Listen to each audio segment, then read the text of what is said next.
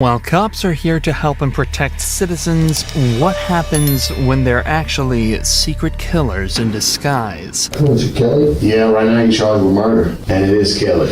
No! Here are 3 examples of when cops try to get away with murder, starting with the horrifying case of William Talley.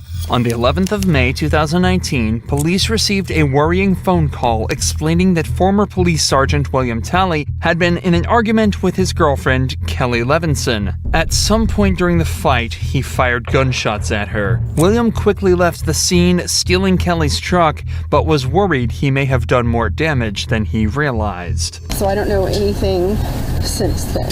So nobody's here has been injured? No, that's what I told him when I called. He told me that he was in help. The police had to immediately treat this like a crime scene and decided to search the house to ensure Kelly's safety. There was one thing on the officers' minds, and they were all silently pleading that they wouldn't find her dead. Deputy Brown, who used to work for the Cowboys. There's a dog in there. Yep, she's right there. Start again, man. Upon entering the house, evidence of some kind of physical altercation was scattered throughout. As they entered the kitchen, though, they would find Kelly's dead body lying on the ground. With all the evidence the police had, it wasn't difficult for them to determine their main suspect. But catching him was another matter. They knew that William had received both police and SWAT training, so he'd be difficult to catch. However, all of a sudden, police received a phone call informing them William had gotten into a car crash. The cops rushed to the hospital where they found their number 1 suspect waiting for them, bruised and bloodied. We're gonna take care of you now.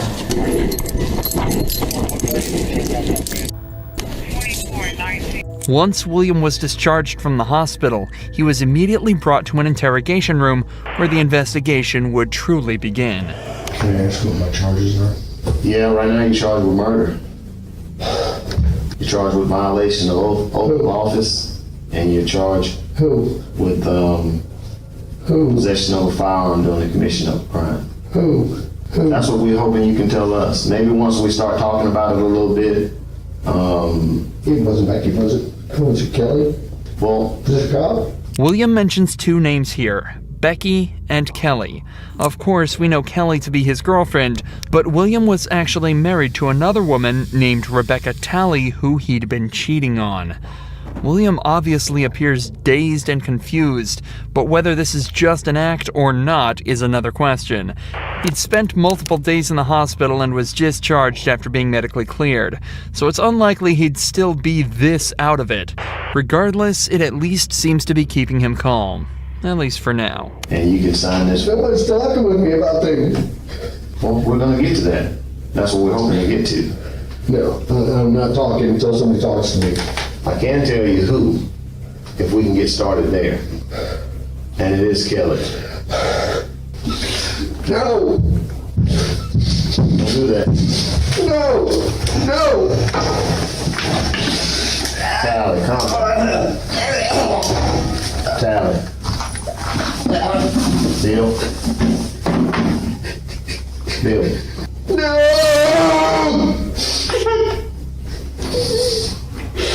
No!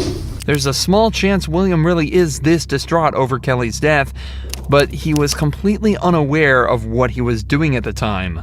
So it seems more likely that he's actually just using this as a guise to vent and scream about how his life is pretty much finished and over a small argument with his mistress. He's also likely frustrated that he got caught so easily. Remember, this is a man with SWAT and police training. He knows how to evade the cops, but almost instantly after going on the run, his plans were shut down in an incredibly unpredictable way. William manages to calm down while the detective talks to him, but only for a few short seconds. Bill, let me get you some napkins. Bill, no. Stop, Bill. Relax. Bill, stop.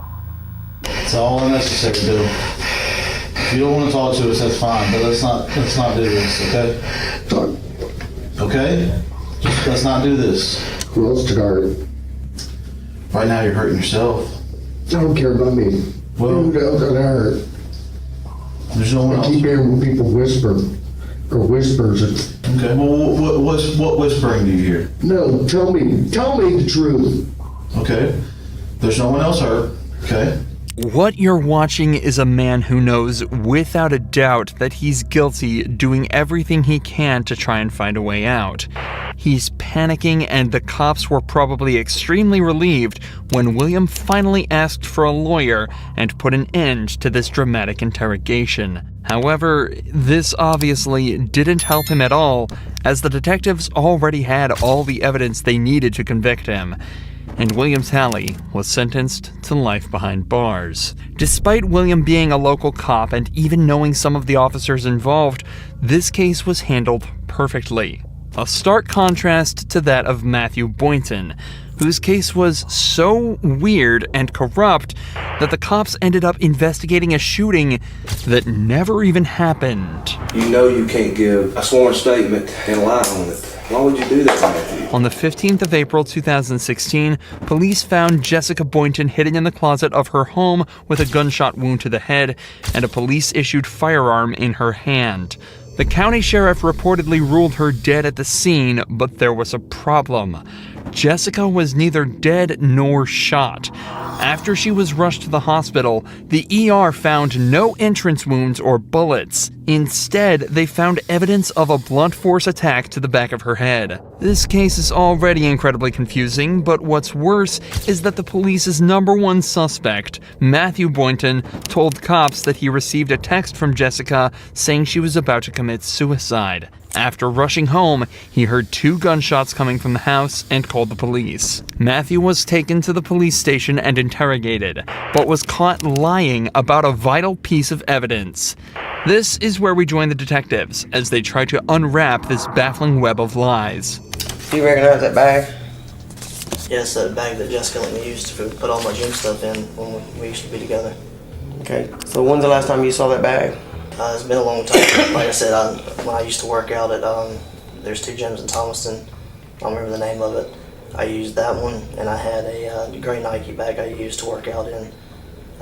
So I interchanged my stuff like protein drinks, powder shakes like pre-workout, workout shorts, pants, shoes, whatever. I'd put it in that bag or my Nike bag. Suspects who aren't telling the truth tend to over-explain as they feel they have something to prove to detectives.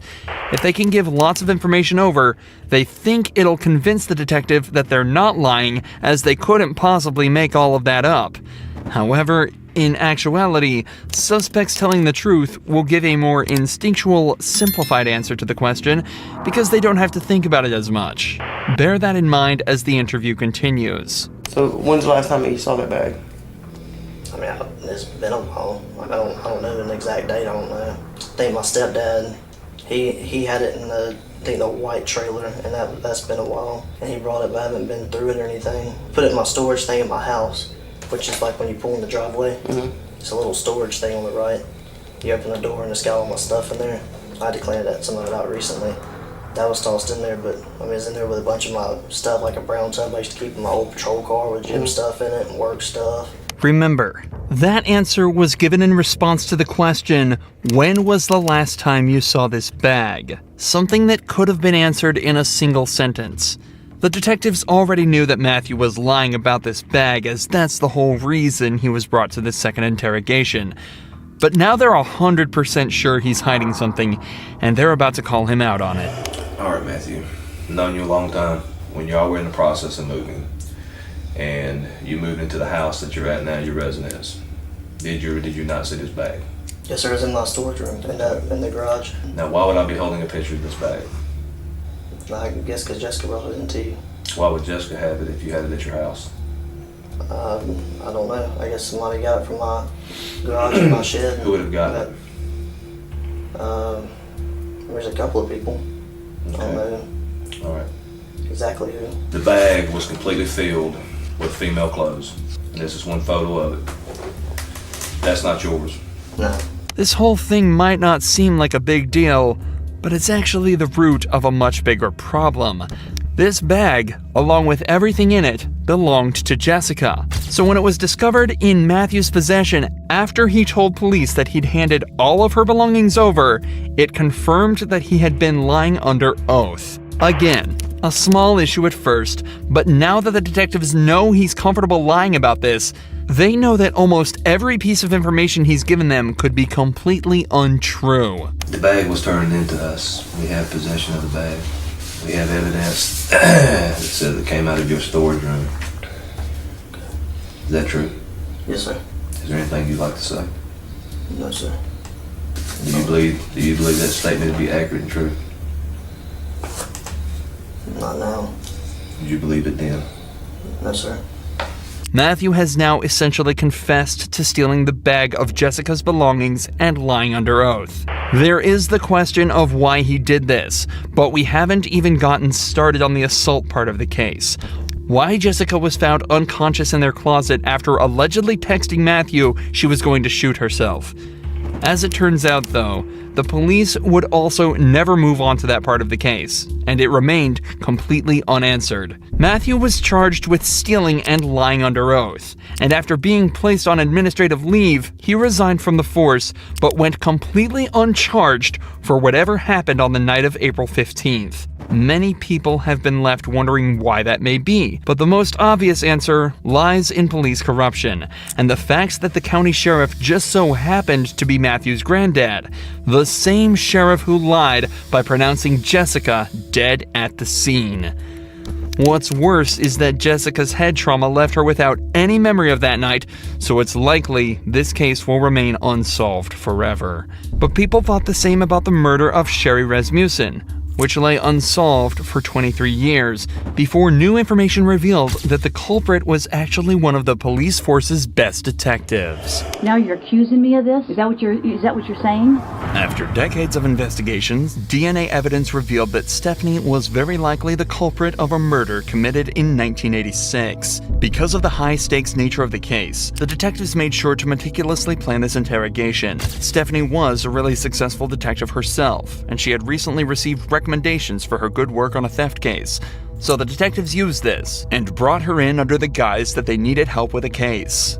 I don't want to talk about this in the squadron because I don't know who people are listening. And if we go to my side, everybody's always wondering what everybody else is doing. No problem. Okay? An interrogation room is a strange place for such a conversation to take place, so to put her mind at ease, detectives told her this was the place they'd least be likely to be overheard, as the case details were strictly confidential. Sherry Rasmussen's body had been found at her home after being shot 3 times. At the time, police suspected the murder was a result of a burglary gone wrong, but the case went cold when they couldn't identify the suspect.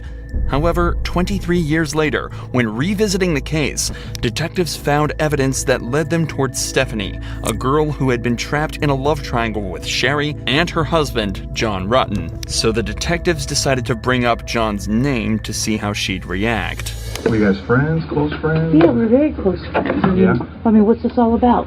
It's a case we're working on. It involves John, and in there's notes and stuff that he knew you and stuff. Oh yeah, I mean, we were good friends. Lived in the dorms for 2 years. Was there ever any relationship or anything that developed between you guys? Yeah, I mean, we dated.